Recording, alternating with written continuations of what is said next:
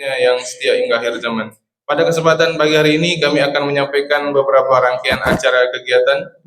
Yang pertama, sambutan dari Ketua DMI Serdang, Bapak Haji Bambang Budiono SH MH. Yang kedua, sambutan dari selaku Sohibul Bait, Ketua DKM Masjid As-Syuhada. Yang ketiga, sambutan dari perwakilan pemerintah setempat, lurah atau camat atau lurah atau yang mewakili. Dan acara puncak yaitu tausiah dan doa oleh Bapak Ustadz Bakhtiar Nasir dan dilanjutkan dengan ramah tamah. Mungkin selanjutnya kami sampaikan juga terima kasih kepada para jemaah, para pengurus serta para panitia yang membantu dalam proses pelaksanaan acara hari ini sehingga acara ini seolah akan berjalan secara lancar. Untuk efektivitas waktu, kami menginjak ke acara selanjutnya adalah sambutan dari Bapak Ketua DMI Serdang, Bapak Haji Bambang Budiono SH MH. Waktu dan tempat kami persilakan.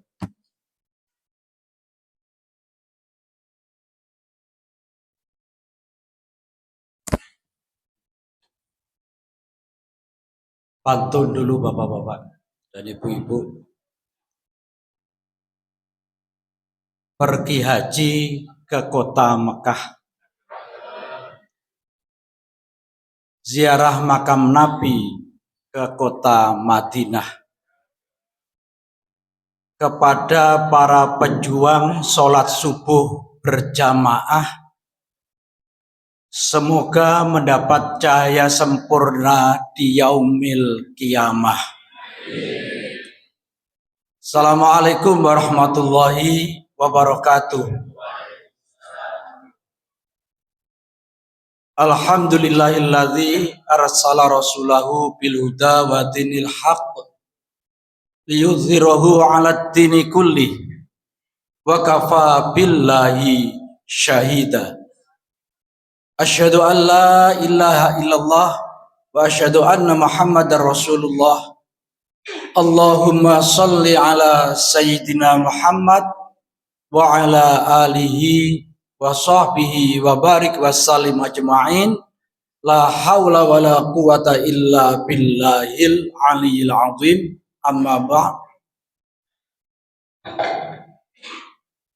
Yang kita hormati bersama guru kita Ustadz Bakhtiar Nasir LCMM, yang sudah tidak asing lagi bagi kita, terkenal dengan julukan UBN, Ustadz Bakhtiar Nasir. Semoga senantiasa sehat walafiat.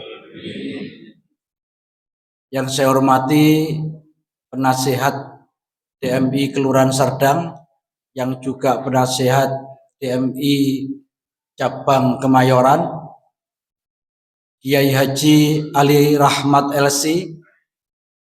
Yang saya hormati Ketua Cabang DMI Kecamatan Kemayoran, Bapak Dr. Andes Haji Bambang Subroto. Yang saya hormati para ketua RW, LMK dan FKDM. Yang saya hormati tuan rumah, pengurus DKM Masjid Asy-Syuhada beserta ketua yayasan, semua ketua DKM masjid dan musola sekelurahan Serdang, serta hadirin yang berbahagia. Alhamdulillah pada pagi hari ini kita bisa bertemu dalam acara rutin bulanan, yaitu silaturahim pengurus DMI dan DKM sekelurahan Serdang, dilanjutkan dengan kajian subuh putih. Salawat dan salam marilah kita aturkan kepada junjungan kita Nabi besar Muhammad Sallallahu Alaihi Wasallam. Bapak-bapak dan ibu-ibu, seperti biasanya saya akan menyampaikan perkembangan kegiatan dari DMI Ranting Kelurahan Serdang. Yang pertama, terima kasih kepada Bapak-bapak Ketua DKM Masjid dan Musola yang telah bersama-sama menyelesaikan laporan pertanggungjawaban BOTI untuk bulan April sampai dengan Juni 2025. Dan memang karena BOTI itu merupakan dana hibah, maka harus kita pertanggungjawabkan sesuai dengan kaidah-kaidah pertanggungjawaban anggaran, pendapatan, dan belanja daerah. Alhamdulillah sudah selesai bersama-sama dan sudah kita sampaikan ke pengurus cabang.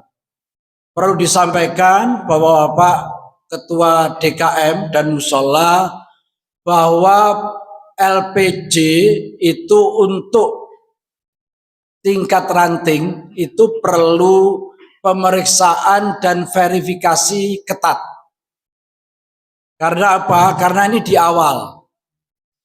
Oleh karena itu, kita selalu menyiapkan petugas yang khusus untuk memberikan bantuan apabila ada kesulitan. Setelah itu akan berjenjang, kita serahkan kepada cabang akan diserahkan kepada kota atau daerah, dan daerah akan diserahkan kepada wilayah. Alhamdulillah kita sudah menyelesaikan tugas itu bersama-sama dengan baik.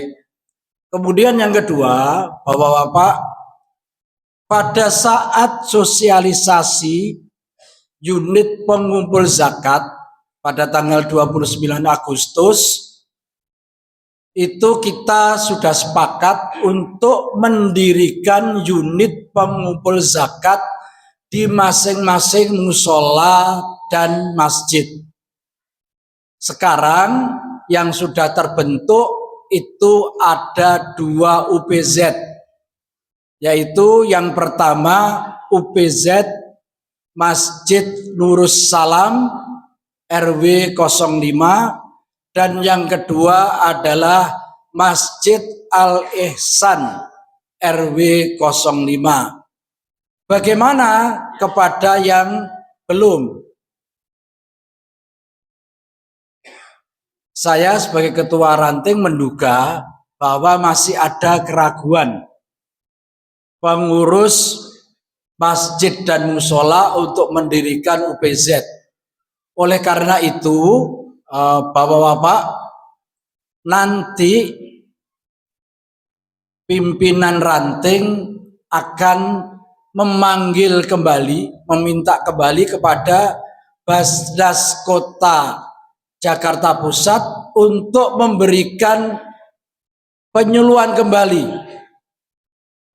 kepada pengurus masjid dan musola sehingga mantap untuk mendirikan unit pengumpul zakat. Kemudian yang ketiga, Bapak-bapak, kita sudah memiliki website yang sudah kita luncurkan juga pada tanggal 29 Agustus. rantingdmiserdang.org.id. Untuk mengisi website kita itu maksudnya adalah bahwa website ini adalah bukan hanya milik dari ranting, tetapi adalah milik dari masjid dan musola. Sehingga ini perlu untuk diisi. Jangan sampai kita punya website tapi tidak diisi.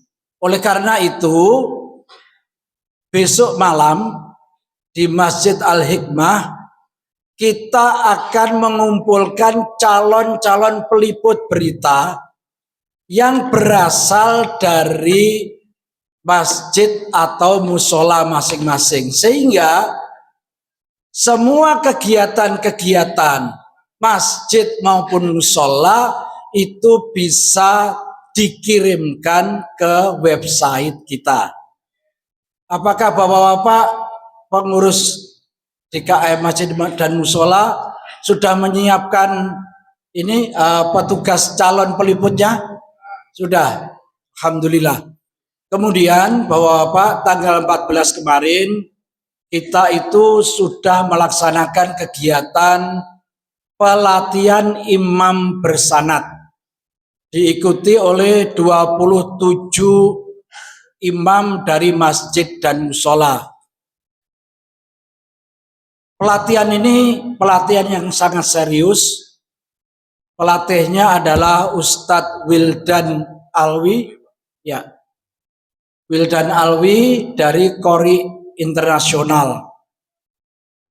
Dari 27 yang lulus langsung adalah 10 imam. Dan yang harus remedial adalah kebalik. Yang lulus 17, yang belum lulus 10.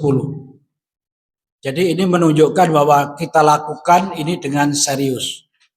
Kemudian pada bulan akan datang, pada bulan Oktober ini ada 2 kegiatan, yaitu yang pertama adalah besok malam ada kegiatan untuk pelatihan calon peliput. Kemudian yang kedua adalah tanggal 11 itu akan dilaksanakan kegiatan seminar dan pelatihan mengenai cerdas bermedia, aktif bersiar. Saya kira itu Bapak-bapak dan Ibu-ibu, mudah-mudahan kegiatan DMI Serdang bisa membawa manfaat kebaikan bagi masjid dan musola di Kelurahan Serdang. Wabillahi taufik walhidayah. Assalamualaikum warahmatullahi wabarakatuh.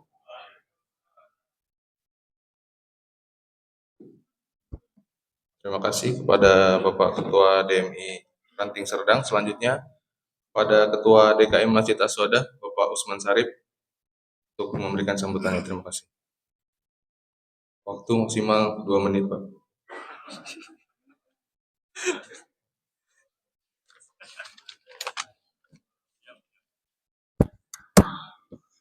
Assalamualaikum warahmatullahi wabarakatuh. Alhamdulillah, alhamdulillahillazi arsala rasulahu bil hudani wad dinil haqq liyujhirahu 'alad dini kullihi wa kaffa billahi shahida. Asyhadu an la ilaha illallah wahdahu la syarika lah wa asyhadu anna Muhammadan abduhu wa rasuluhu la nabiyya ba'dah. Segala puji hanya bagi Allah Subhanahu wa taala yang telah mengutus rasulnya dengan membawa petunjuk dan agama yang benar. Tiada Tuhan selain Allah dan Nabi Muhammad sallallahu alaihi wasallam adalah hamba dan utusannya, penutup para nabi. Salawat serta salam semoga tercurah kepada junjungan kita Nabi Muhammad sallallahu alaihi wasallam beserta keluarga, sahabat dan pengikutnya hingga akhir zaman nanti.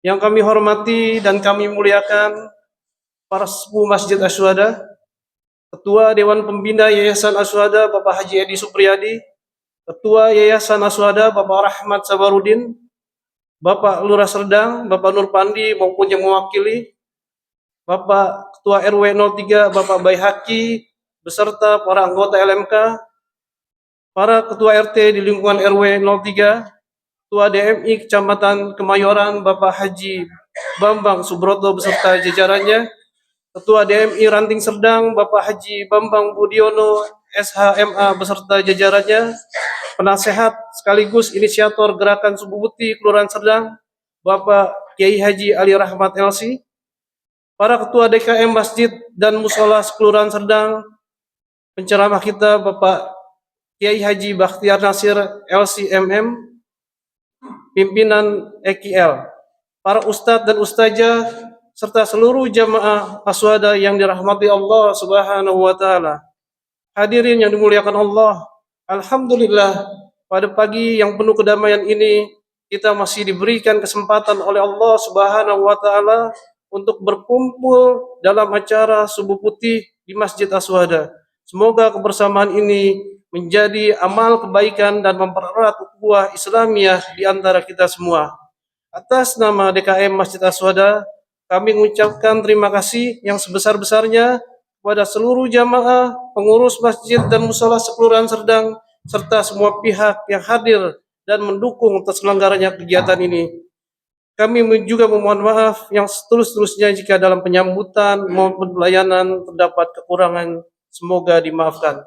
Demikian yang dapat kami sampaikan, kurang lebihnya kami mohon maaf. Wassalamualaikum warahmatullahi wabarakatuh. Terima kasih Bapak DKM Aswada, Bapak Usman Sarip, waktunya masih sisa 2 menit.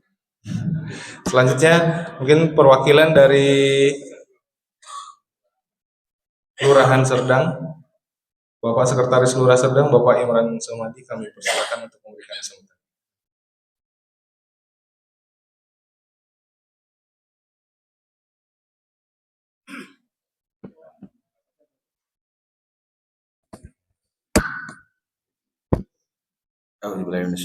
Bismillahirrahmanirrahim.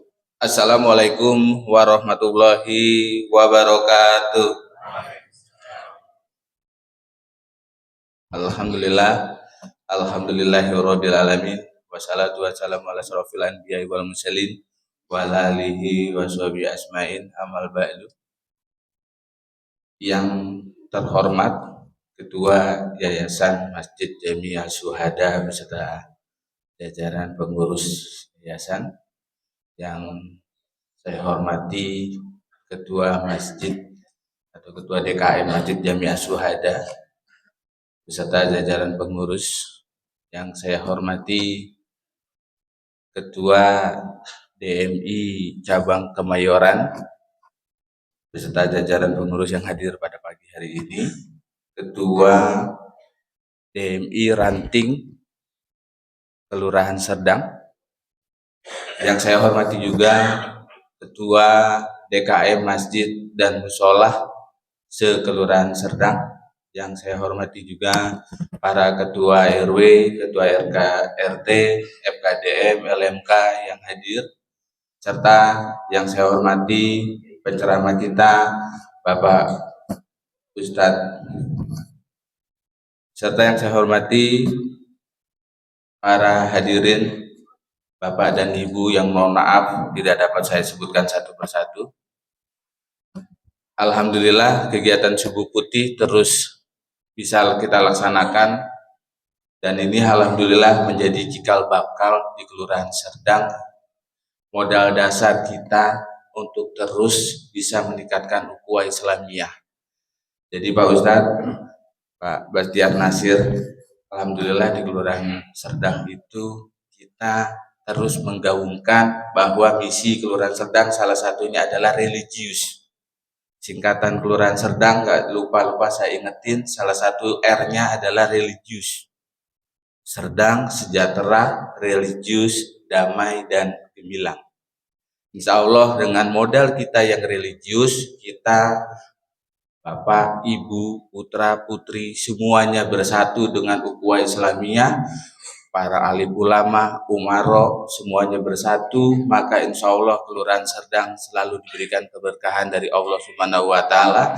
Amin ya rabbal alamin, serta dijauhkan dari segala mara bahaya. Amin ya rabbal alamin. Maka pesan saya itu terus kita tingkatkan ukhuwah Islamiyah, dan bagi para pengurus DKM dan masjid dan musolah yang tadi disampaikan oleh Ketua DMI Ranting, bahwa dengan terbentuknya badan pengumpul zakat di tiap masjid dan musolah itu merupakan salah satu bentuk kelengkapan formil yang perlu memang ada bagi setiap pengumpul zakat. Maka nanti sama-sama kita kembali berdiskusi, sama-sama kita kembali merapatkan barisan, supaya apa? Supaya hal-hal yang memang menjadi acuan formil bagi kita semua bisa terlaksana dengan baik. Maka dengan terlaksananya dengan baik, kita bisa mendapatkan ridho dari Allah Subhanahu wa Ta'ala. Amin ya rabbal alamin. Baik, itu saja yang dapat saya sampaikan. Permohonan maaf dari Pak Lurah Bapak Nur Panji, seyogianya beliau akan hadir, tapi kebetulan ada kegiatan lain yang tidak dapat diwakilkan, jadi beliau mewakilkan kepada saya untuk bersilaturahmi di sini. Terima kasih banyak, mohon maaf atas kesalahan kata. Wabillahi taufiq wal hidayah. Wassalamualaikum warahmatullahi wabarakatuh.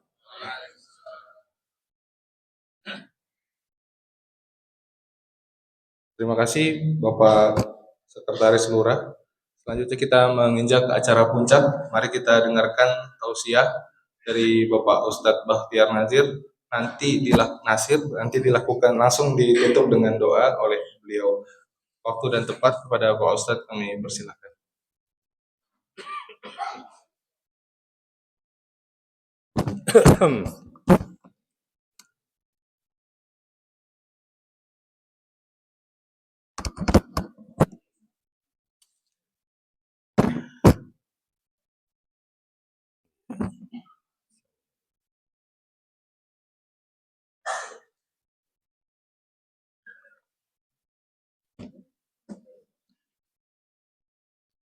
Bismillahirrahmanirrahim. Assalamualaikum warahmatullahi wabarakatuh.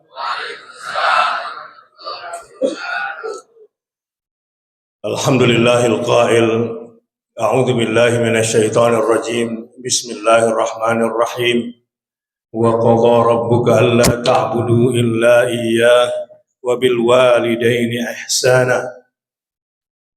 وقضينا إلى بني إسرائيل في الكتاب لتفسدن في الأرض مرتين ولتعلن علوا كبيرا فإذا جاء وعد أولاهما بعثنا عليكم عبادا لنا أولي بأس شديد فجاسوا خلال الديار وكان وعدا مفعولا ثم رددنا لكم الكرة عليهم وأمددناكم بأموال وبنين وجعلناكم أكثر نفيرا إن أحسنتم لأنفسكم وإن أسأتم فلها فإذا جاء وعد الآخرة ليسوءوا وجوهكم وليدخلوا المسجد كما دخلوه أول مرة وليتبروا ما علوا تتبيرا عسى ربكم أن يرحمكم وإن عدتم عدنا وجعلنا جهنم للكافرين حسيرا نشهد أن لا إله إلا الله وحده لا شريك له ونشهد أن محمدا عبده ورسوله لا نبي بعده اللهم فصل وسلم وبارك على نبينا وحبيبنا وشفيعنا وقائدنا ومولانا محمد صلى الله عليه وآله وصحبه وسلم تسليما مزيدا سبحانك لا علم لنا إلا ما علمتنا إنك أنت العليم الحكيم اللهم آت نفوسنا تقواها وزكها أنت خير من زكاها أنت وليها ومولاها اللهم انفعنا بما علمتنا وعلمنا ما ينفعنا وارزقنا علوما تنفعنا في الدين والدنيا والآخرة اللهم آتنا الحكمة التي من أوتيها فقد أوتي خيرا كثيرا وصلى الله على نبينا محمد walhamdulillahi rabbil alamin. Yang saya hormati seluruh pejabat pemerintah daerah di sini, Pak Camat yang mewakilinya, Pak Lurah yang mewakilinya. Begitu juga pengurus DMI yang hari ini menjadi host, menjadi sahibul baramij, dan seluruh ketua-ketua masjid, ya, ketua-ketua DKM yang hadir di sini. Berapa masjid ya hari ini? 12 masjid. 15 masjid ya. Alhamdulillah, semoga semakin meluas.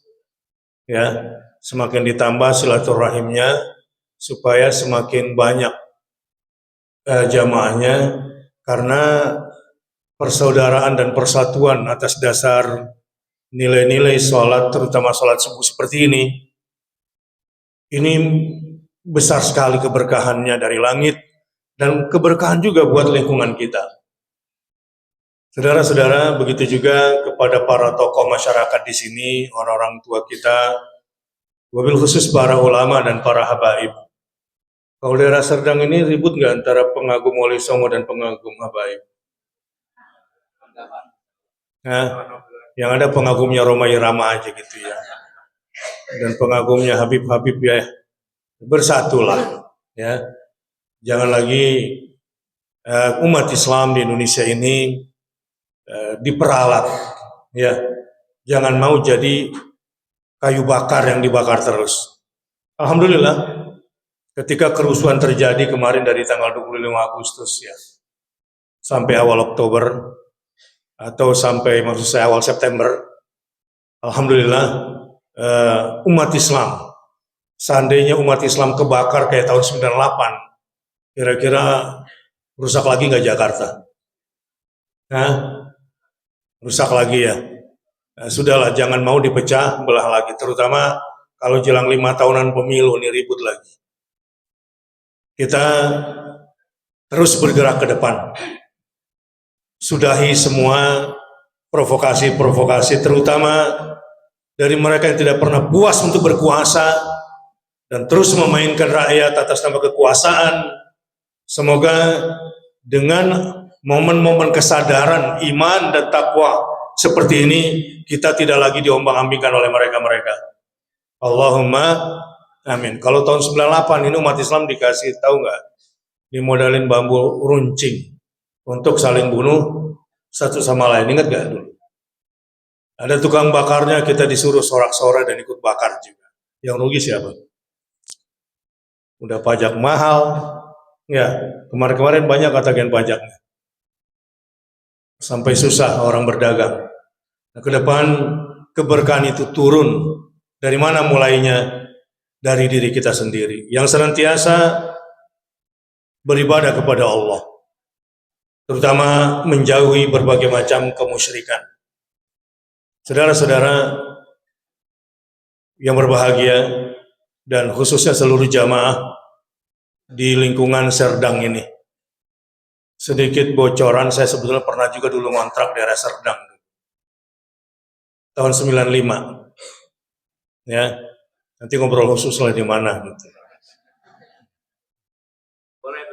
Ya. Masuknya dari Bendungan Jago. Cuma setahun.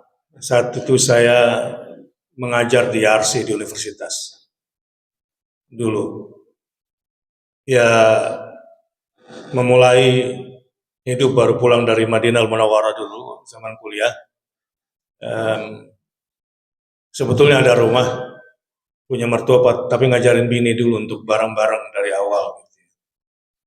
Namun alhamdulillah, ya, semua berjalan dengan takdir Allah Subhanahu Wa Taala, dan enak tinggal di lingkungan sini, insya Allah.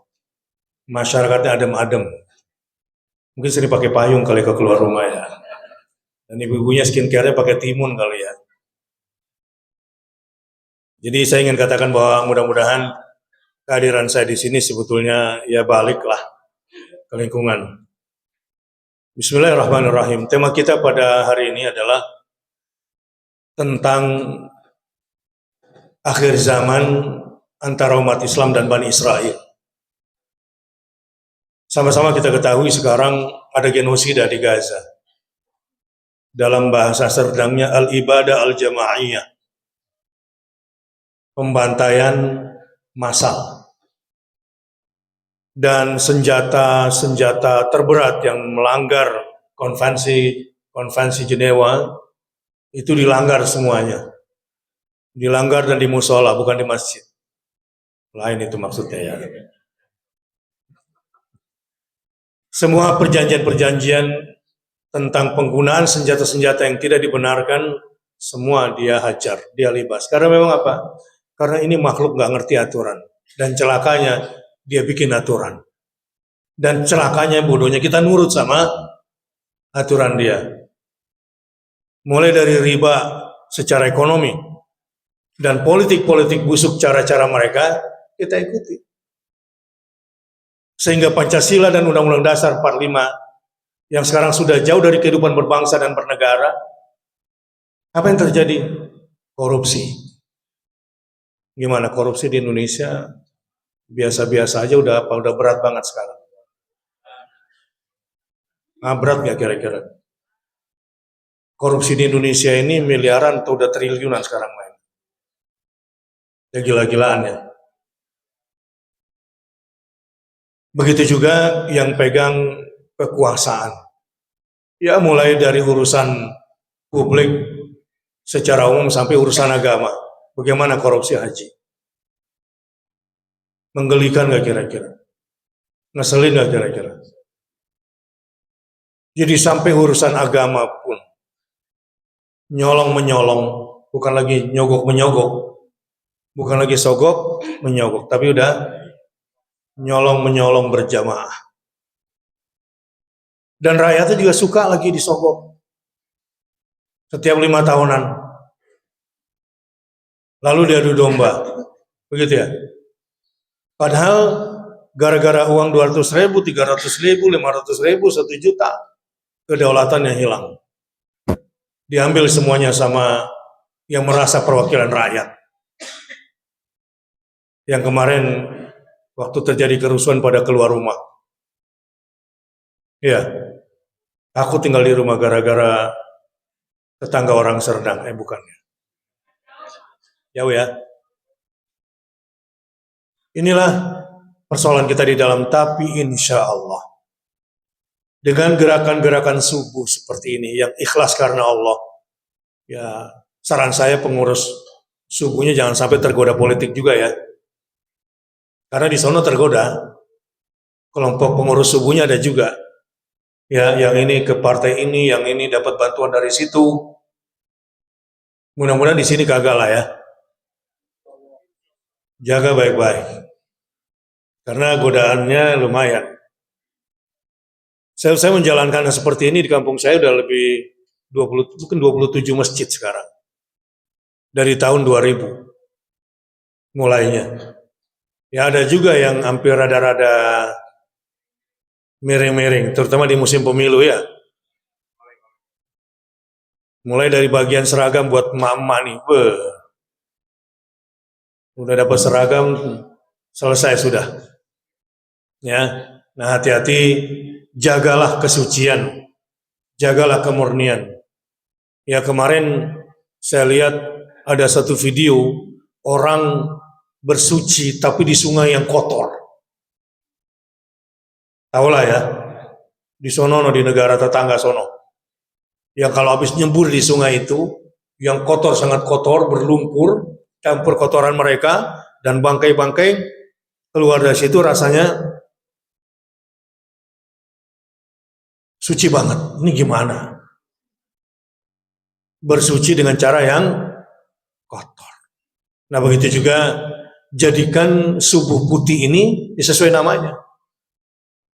Yang menepis ke tepian semua sampah-sampahnya. Saya bilang yang punya kepentingan-kepentingan kotor insya Allah kebuang dari organisasi kumpulan masjid yang dasarnya lillah. Innama ya'muru masajidallah. Ada nggak di situ? Sesungguhnya yang menjadi pengurus DMI adalah kriterianya apa biasanya? Di dalam surat At-Taubah harusnya ya'muru masajidallahi man amana billah wal yaumil wa qamas wa ataz wa lam yakhsha illallah. Organisasi semacam ini yang mengelola masjid ini jelas kriterianya. Ini bukan organisasi profesional yang dipimpin oleh pejabat, bukan. Organisasi seperti ini harus dipimpin oleh kepemimpinan yang nilai-nilai dasarnya sudah jelas. Beriman kepada Allah dan berorientasi kepada akhirat. Orangnya pelaku wajib zakat yang menunaikan zakat, tapi sebelumnya sudah harus mendirikan sholat. Jadi pengurus masjid jarang ke masjid, gimana kira-kira? Tidak mendirikan sholat, cuma gara-gara punya duit dan punya jabatan. Benar gak ini? Benar gak? Benar gak? Maksudnya jarang ke masjid, tapi kepilih gara-gara punya duit dan punya jabatan. Ada gak kayak gini? Benar gak kalau kayak gini? Hah? Gak benar. Wa qamas shalah wa ataz zakah, dan satu lagi walam yakhsha illallah, tidak boleh takut kecuali hanya kepada Allah, tapi tetap ada aturan negara ya. Cuma mohon maaf 10 tahun terakhir saya rada-rada gitulah. Ini mohon maaf, tapi kalau daerah Prabowo sudahlah bersatulah semua ya. Insya Allah Indonesia akan menjadi negara besar. Allahu Akbar. Kenapa saya bercerita ini semua tahapan-tahapan ini semua? Karena beginilah sebetulnya sebuah proses di mana kita umat Islam terbesar sedunia yang akan menjadi epicentrum kekuatan global, dan kita akan bersama-sama dari Indonesia kalau perlu berlayar menembus Laut Arab, menembus terusan Suez, dan kita merdekakan Gaza, dan kita merdekakan Palestina, dan agar Masjidil Aqsa kembali ke pangkuan umat Islam. Allahu Akbar. Siap berlayar? Siap berlayar? Siap berangkat?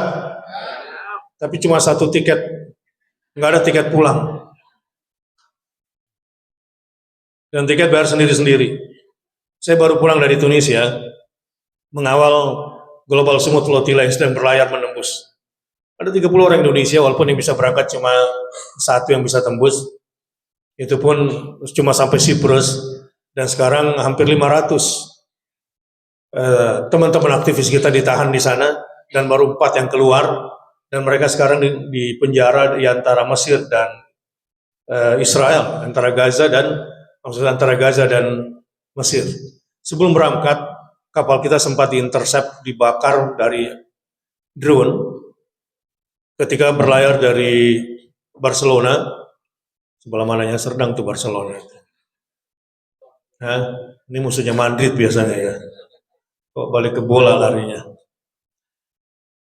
Karena para aktivis buruh non-muslim yang bergerak dari Barcelona di Spanyol bekerja sama dengan Italia, buruh-buruh Italia. Kalau bertanding biasanya bola Barcelona lawan Italia menang mana? Kalau sekarang? Hah? Menang Persija lah ya. Alhamdulillah Persija itu nggak pernah kalah sama Barcelona, nggak pernah kalah sama Real Madrid. Hebat gak Persija? Nah, keren kan? Nggak pernah kalah sama Madrid, nggak pernah kalah sama Barcelona. Keren kan? Kenapa Pak? Nggak pernah ketemu. Baik.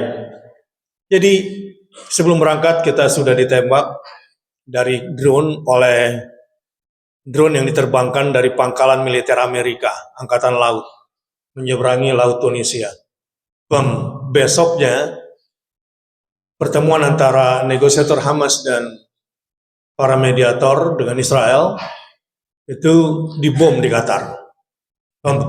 Padahal Qatar ini sebetulnya Amerika. Ya memang tukang bohong, termasuk perjanjian terakhir Trump Peace Commitment, ini bohong semuanya. Mana ada ceritanya kalau orang Israel itu menepati perjanjian? Ada nggak? Tuhan aja dibohongin. Lu baca Quran makanya di surat Al-Baqarah, baca di surah An-Nisa, baca juga di surat Al-Isra. Nah pada hari ini sedikit cerita tentang situasi geopolitik global. Kalau saya melihat situasi geopolitik global itu bermula dari sudut pandang Al-Quran, nggak mau yang lain. Tatanan dunia dari masa ke masa lewat para nabi dan rasul sebagai tonggak perjalanan sejarah. Makanya setelah sholat subuh ini wajib baca Quran dan selalu ada bertadabbur Al-Quran setiap hari. Menurut Ahlul Quran berbeda dengan kita semua. Ini lagi musim Maulid. Saya mau nanya, berapa umur Nabi SAW? Menurut sudut pandang Al-Quran dan Ahlul Quran, berapa tahun? 63? Enggak. Karena Nabi Muhammad kenal Quran di umur berapa? 40. Jadi kalau nggak kenal Quran dianggap bukan umur penting itu. Kalau orang-orang Serdang banyakkan baca WA atau baca Quran? Baca Quran, Masya Allah, pakai HP Ustaz. Keren banget orang Serdang memang ya. Nggak ada duanya. Jadi kalau ngitung 1, 3, 4, 5, 6, 7, 8, 9, 10. Nggak pakai dua nih ya. Saudara-saudara, begitu juga kalau ingin melihat peristiwa sekarang, sampai di Indonesia, selalu kembali kepada Al-Quran. Al-Quran itu betul-betul relate di setiap masa dan setiap zaman. Saya sendiri, kalau memperhatikan situasi yang terjadi di geopolitik dunia saat ini, lalu melihat Al-Quran, kayaknya Al-Quran itu baru turun sekarang. Jadi berapa umur Nabi SAW dihitung dari sudut pandang Quran? 23? Salah. Karena 3 tahun Quran gak turun. Hampir saja Rasul kayaknya mau bunuh diri. Apa gunanya hidup tanpa Al-Quran? Jadi berapa usia Nabi dari sudut pandang Al-Quran? 20 tahun.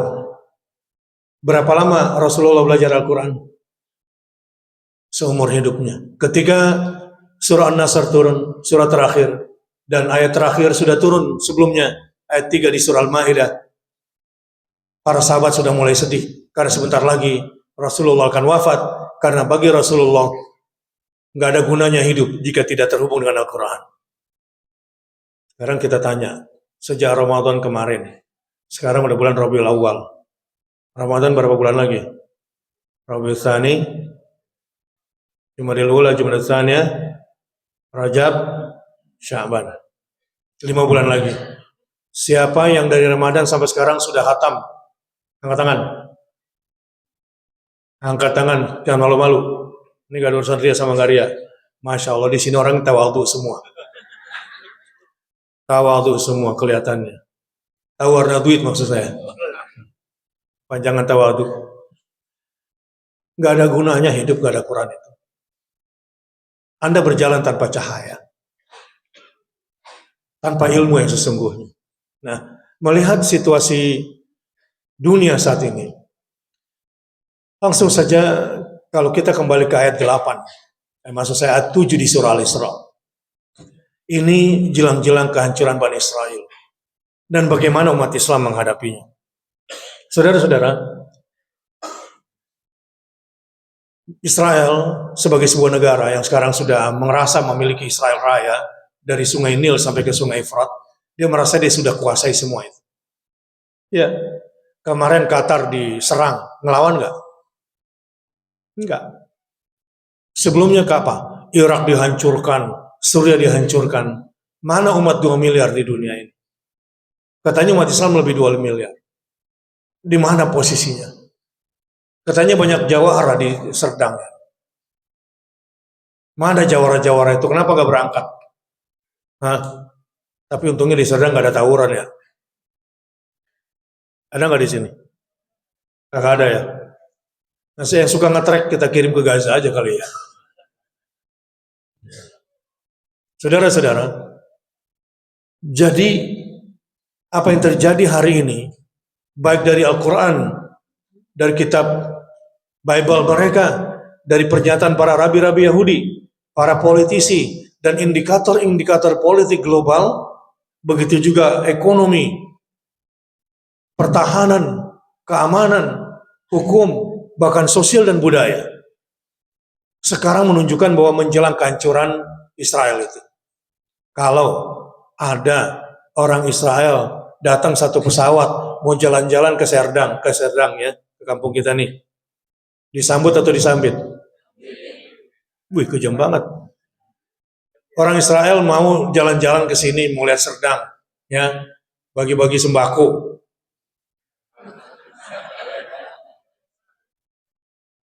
Sambut atau sambit? Sambut atau sambit? Yang bilang sambut angkat tangan.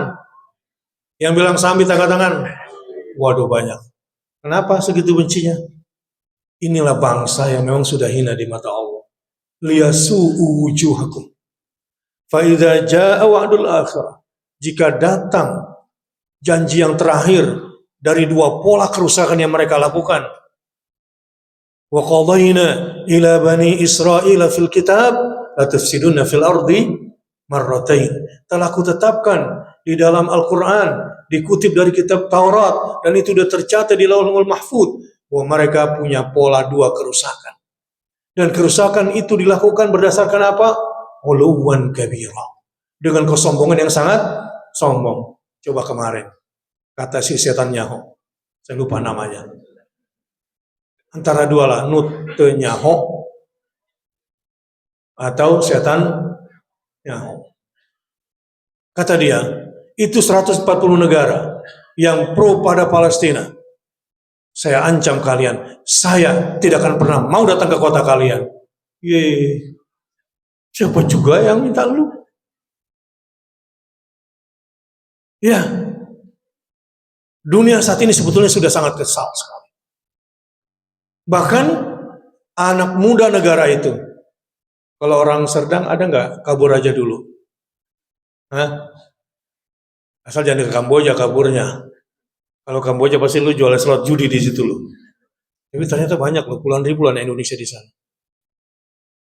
Keluar dong dari Indonesia tetapi menjadi ekspatriat orang Indonesia di Qatar, negara Qatar, 27 ribu lebih. Dan mayoritas profesional. Yang udah di sana kagak mau pulang. Mayoritasnya. Karena apa? Gajinya tinggi. Kemarin saya baru pulang dari sana setelah pemboman di Qatar. Saya bawa nih salah satu tim kameramen. Musim panas, 37 derajat. Dari atas kita panas, tapi dari bawah selangkangan adem banget. Kenapa? AC di jalan-jalan, di sekitar mall situ. Kalau kita kan banyak got di bawah ya, yang besi-besi gitu, jeruji. Nah dia dari besi jeruji itu sepanjang jalan itu AC semua keluar. Jadi di atas panas selangkangan adem gitu. Mungkin enak jadi ibu-ibu tuh pakai roknya ya, banget. Kita kan pakai celana bapak-bapak agak susah. Indonesia sebetulnya seandainya bahan-bahan takbir, ini peringatan apa? Bencana bukan? Nah, sekarang ini, saudara-saudara, Islam, termasuk di Indonesia, sebentar lagi kalau kita mau kembali kepada Allah, jangan syirik, jangan munafik, jangan kayak orang fasik. Jadilah hamba-hamba Allah yang beriman, baca Al-Quran, imani Al-Quran, baca As-Sunnah, dan bersatulah. Insya Allah Indonesia akan kaya ke depan dan bisa memimpin dunia. Kemarin, ini bocoran ya, kan terjadi kerusuhan. Saya termasuk 16 ormas yang diundang ke Hambalang oleh Pak Presiden. Nah, salah satu presentasi Presiden, ternyata setelah aset Indonesia dalam bentuk value, bukan dalam bentuk uang cash, ekonomi Indonesia ternyata masuk 4 besar dunia. Setelah dikumpulkan di Danantara. Artinya apa? Kita nih kaya. Bukan cuma G20 harusnya, G4. Harusnya 4 negara kaya di dunia, tapi bukan dalam bentuk fresh money ya. Kita punya banyak kekayaan. Bahkan saya mendengar seorang ilmuwan, seandainya pasir-pasir yang merupakan logam tanah jarang atau rare earth yang sekarang menjadi rebutan dunia, yang 1 ton harganya 1 triliun, itu ada satu komponen yang bernama thorium. Itu kalau diolah dengan benar dan kita bikin reaktor thorium, orang Indonesia gratis semua listriknya. Ya. Tapi kalau orang itu banyak dosa, ditolong aja susah. Iya, gue punya teman. Ini gue punya teman. Gara-gara apa coba? Ini maaf, gue cerita sejujurnya. Dia duda. Mungkin cari bini gak dapat gitu kan. Buka Facebook. Dapat foto cewek. Lalu tergoda. Kemudian video call. Lalu videonya direkam sama ceweknya. Lalu diperes. Lalu dia ikut judol. Lalu pinjol. Motornya dijual, sampai rumahnya dijual. Utang kiri kanan kagak dapat, apa yang terjadi? Ikutlah program syirik. Beli mahar 1 juta, bakal dapat 1 miliar. Ada nggak di TikTok kayak gituan? Ada. Apa yang terjadi? Semua teman di WA, semua teman diutangin. Sekarang, semua teman ngeblokir dia, semua rumah teman tutup pintu dia. Begitulah orang kalau sudah musyrik. Orang kalau sudah musyrik itu, fataqauda mazmumam makhdhula. Fataqauda mazmumam makhdhula. Orang kalau sudah berbuat syirik, ini sekarang zaman sekarang Pak, anak-anak kita itu syiriknya lewat media sosial tinggi loh. Di sini kita lihat, banyak nggak yang terjerat sama pinjol? Pinjol sama judol itu satu paket. Itu sudah memang rencana jahat yang sudah terstruktur sedemikian rupa. Ya mudah-mudahan pemain pinjol di kementerian itu, saya lupa siapa nama orangnya, terlalu bersih mimbar itu untuk menyebut nama orang-orang yang jahat ini. Ya, semoga Allah bersihkan Indonesia dari pemimpin-pemimpin yang jahat. Ya, alhamdulillah belakangan ini udah gak banyak kali totet di jalan ya. Gak ada lagi yang songong-songong gitu ya. Khawatir dinepalkan ya. Ya, yang macam-macam. Flexing sekarang rame nggak? Bahkan sekarang mereka kalau mau meeting nggak berani bawa mobil mewahnya. Dan parkirnya biasanya di dalam rumah. Nggak berani lagi bawa mobil-mobil mewahnya di luar. Mudah-mudahan ini tanda baik. Ya, di bangsa ini. Orang kalau sudah musyrik, apalagi sudah terlalu cinta dunia, nggak akan bisa menang. Terkait itu semua, maksud saya, kalau kita semua umat Islam Indonesia mau melihat bagaimana Gaza dihancurkan, bagaimana mereka dilaparkan, tapi satu hal yang harus kita ambil dari mereka, apa? Allahus Samad. Lahirlah gerakan global Sumud Flotilla. Gerakan As-Sumud, As-Samadiyah, Allahus Samad. Apa artinya Allahus Samad? Allah huwal maqsudu fil hawaiji wat talab. Begitu kalau tafsir Ibnu Abbas menjelaskannya. Dialah Allah pusat semua kebutuhan. Dialah Allah pusat semua permintaan. Jadi orang-orang di Gaza mengatakan kami tidak kelaparan, kami dilaparkan. Senjata paling jahat yang dipraktekkan di zaman katanya beradab saat ini, di zaman modern ini, justru di zaman sekarang inilah, di era di mana kita hidup, kejahatan yang paling jahat ketika perang dengan cara-cara tajwiyah. Semua senjata tidak mempan mengusir orang-orang di Palestina dan di Gaza dengan semua bentuk penjara.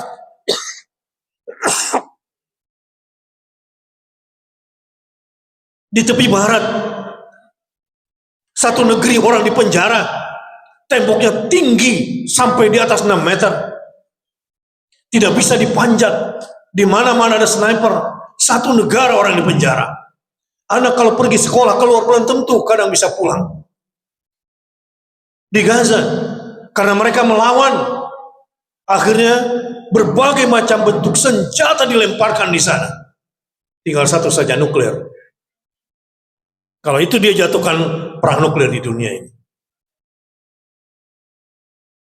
Sayangnya cuma satu negara muslim yang punya nuklir. Mana?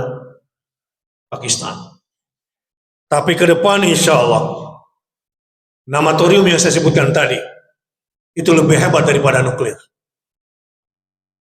Dan Indonesia punya sumber itu semua. Allahu Akbar. Bagaimana dengan di kota Al-Quds? Di kota Al-Quds Anda tidak akan melihat dan susah mencari anak-anak muda di sana yang mengenal agamanya dengan baik. Dibikin bodoh, dibikin tidak kenal agamanya. Bahkan Israel bikin peraturan, anak umur 15 tahun sama dengan di barat, tidak boleh dikendalikan oleh orang tuanya. Lalu disebarkan narkoba, lalu dibikinin sekolahan. Sekolahan itu sekolah yang digital, menarik bagi anak-anak, tapi ngerusak di dalamnya. Kalau di Indonesia kemarin kasus apa? Chromebook ya. Merdeka, belajar merdeka. Pada pintar atau pada belum anak-anak kita? Hah? Merdeka belajar kemarin. Di Israel itu lebih dahulu. Anak-anak yang penting belajar, nggak ada ujian. Dibikin menarik dunia digital. Supaya anak-anak muslim tidak sekolah di sekolah-sekolah Islam. Agar mereka jauh dari agamanya, nggak belajar ngaji, nggak ke TPA, nggak ke masjid. Belajar di sana, lalu dikasih narkoba, dan negara bikin peraturan, anak 15 tahun tidak boleh dikendalikan orang tua, dan disiapkan $500 per anak yang sudah ketergantungan narkoba, dikasih uang rehabilitasi $500 per bulan. Saya mau nanya, kalau ada anak sedang kecanduan narkoba, dikasih 5 juta sebulan untuk rehabilitasi. Dan orang tua nggak boleh ikut campur. Dipakai apa duitnya? Nah, ada anak umur 15 tahun, kecanduan narkoba. Orang tua nggak boleh ikut campur. Ini hak asasi manusia. Setiap anak akan ditransfer 5 juta di rekeningnya sama negara. Dipakai apa kira-kira? Nah, itulah Yahudi. Liciknya. Dan itu yang terjadi di Al-Quds. Jadi penjaranya di Al-Quds berbeda dengan pembunuhan. Di tepi barat dengan membuat tembok. Di Gaza dengan dijatuhi. Tapi mereka, terutama di Gaza, terus melawan dan tidak mau keluar. As-Sumud. Sehingga dunia menyebutnya sebagai alamat As-Sumud. Mereka adalah negeri identitas keteguhan. Pelayaran keteguhan. Kemarin setelah diculik 44 mungkin kapal kita dibajak, 470 sekian masih disandra. Ternyata kemarin berangkat lagi puluhan kapal dari Turki dan siap masuki Laut Gaza lagi. Kayaknya orang Serdang juga mau berlayar ke sana deh. Gimana, kita patungan beli kapal dan berlayar dari Priuk? Siap? Bener nih. Kalau kecepatan 12 knot kira-kira ya 2-3 bulanan sampai di sana. Siap? Hah? Siap berangkat? Dari Priuk atau kita langsung ke sana aja? Nah? Langsung aja? Gak bisa. Harus kuat dulu imannya, akidahnya, ilmunya, sholatnya, zakatnya. Tapi diam-diam, anak-anak Indonesia udah banyak yang siap loh. Ya, kemarin seorang pedangdut namanya Ikang Fauzi. Hah? Bukannya pedangdut, bukan ya? Oh, ketahuan lo tukang musik lo semua ya. Ngomong sama saya, Ustadz, gimana anak saya keamanan ikut berangkat? Karena anak yang bungsu, yang cewek, siap berjuang dan siap menembus. Iya, di sini cowok-cowok kalah dong sama dia. Sampai di Tunis bilang nggak ada perahu, nggak cukup buat Anda. Dia nangis, udah siap berangkat dengan semua resiko kematian. Bakal sudah diintercept, kapal kita udah dibakar 2 malam-malam. Gimana, pemuda Serdang siap berangkat? Naik apa?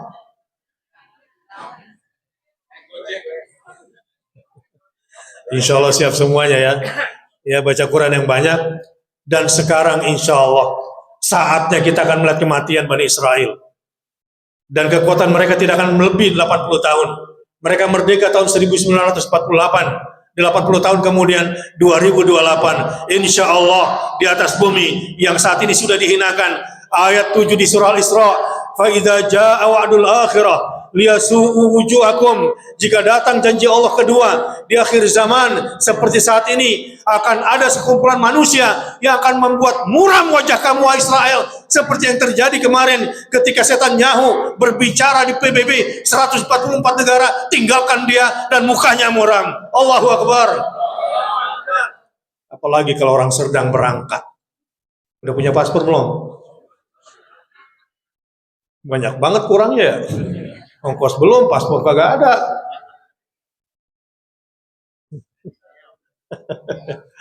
Tapi insya Allah ya, insya Allah masih banyak orang-orang kaya di yang siap membiayai Anda. Anak muda siapa yang berangkat dan dibiayain sama orang kaya di sini? Siapa yang berani?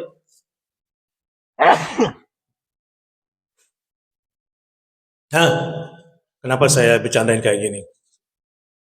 Sebagai umat Islam itu, ciri umat Muhammad SAW itu seperti Abu Bakar radhiyallahu anhu, marahnya bukan karena harga dirinya yang direndahkan, marahnya kalau agama yang direndahkan. Apa kata Abu Bakar radhiyallahu anhu? Ayang kusuddinu wa ana hayy. Kalau bahasa orang Serdangnya, gua nggak rela martabat Islam jatuh di depan mata gua sementara gua masih hidup. Bagaimana anak-anak kecil dibunuh, bagaimana perempuan dibantai, bagaimana saudara kita diblokade, bagaimana saudara kita dilaparkan. Kenapa kita diam? Siap bangkit? Allahu Akbar. Lu punya paspor? Udah ya? Siap berlayar? Berapa harga kapal untuk berangkat dari Priuk bisa sampai ke sono menghadapi badai dan typhoon? Ada kaptennya kira-kira yang berani. Kemarin persoalan kita setelah kita beli kapal di Eropa, sulit jadi kapten. Kalau nyari kapten, buat kapal pesiar, buat kapal kargo, banyak yang mau. Ketika kapten kita gaji 2 kali lipat untuk bawa kita ke Gaza, berani nggak kira-kira? Hah? Banyak yang nggak berani ikut. Kenapa? Ya resikonya memang mati. Ngomong-ngomong, emang kalau berjuang di jalan Allah cepat mati? Terus kalau tinggal di rumah lambat mati? Hah? Wah, sesat pikir ini berarti. Qul innal mauta alladzi tafirruna minhu fa innahu mulaqikum thumma turadduna ila alimil ghaibi wasyahadah fayunabbiukum bima kuntum ta'malun. Kenapa mereka semua berani? Karena persepsi mereka tentang kematian tidak lagi berdasarkan ilusi. Sesungguhnya kematian yang kamu sekarang sedang lari darinya. Orang-orang menghadapi kematian takut atau seru? Kalau anak-anak Serdang nih, diajakin berjuang, berhadapan dengan hidup dan mati, seru gak kematian atau takut? Yang takut berarti ilusi. Ayat ini menggambarkan qul innal mautal ladzi tafirruna minhu, sesungguhnya kematian yang kamu takut dan lari darinya, mulaqikum. Saya mau nanya, kematian datang dari depan atau dari belakang? Hah? Dari arah mana-mana. Tapi menurut ayat ini, mulaqikum, liqa, akan menjumpai kamu. Menjumpai dari belakang atau dari depan? Dari depan. Jadi umumnya orang itu meninggal di titik di mana dia punya hajat di situ. Makanya orang-orang yang ikut subuh putih tiba-tiba jalan ke sini, kemudian dapat informasi di WA, Anda beruntung dapat pergi haji, shock meninggal dunia di jalan misalnya. Asik banget ya. Insya Allah karena dia tujuannya mau pergi ke subuh putih dan tujuannya ingin mendapatkan ridho Allah, maka titik kematiannya di titik yang menempatkan dia insya Allah ke surga. Maka jangan sembarangan kalau keluar rumah. Jalan yuk. Mana kek?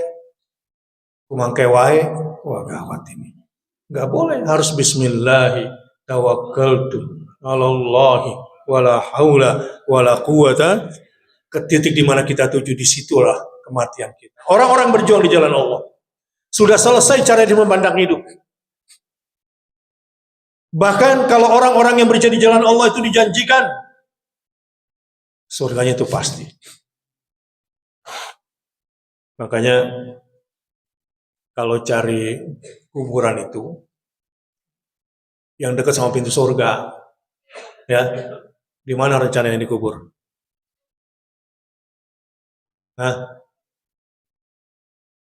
Di mana rencananya?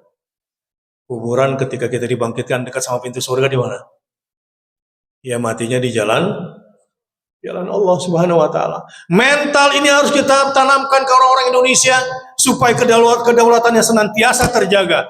Dan inilah cara kita mendapatkan keberkahan Masjidil Aqsa yang Allah janjikan di dalam surah Al-Isra, alladzi barakna haulahu, yang kami berkahi di sekelilingnya, artinya adalah seluruh dunia, siapapun yang bergabung untuk membebaskan Al-Aqsa, maka dia akan mendapatkan keberkahan masjid ini. Allahu Akbar.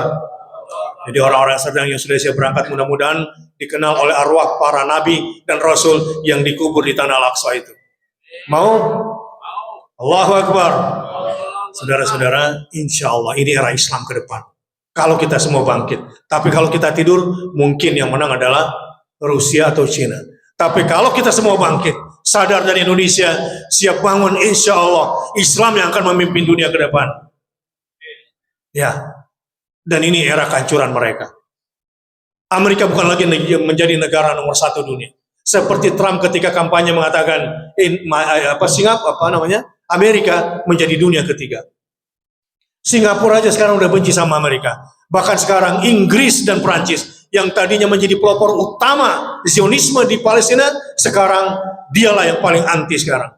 Tidak lagi mengakui Israel dan sudah mengakui Palestina sebagai negara. Tapi sebetulnya bukan karena sadar.